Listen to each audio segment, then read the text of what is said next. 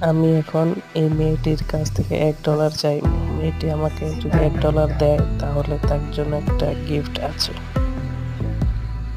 গিফটটা পেয়ে সে খুবই সারপ্রাইজ হয়ে যাবে।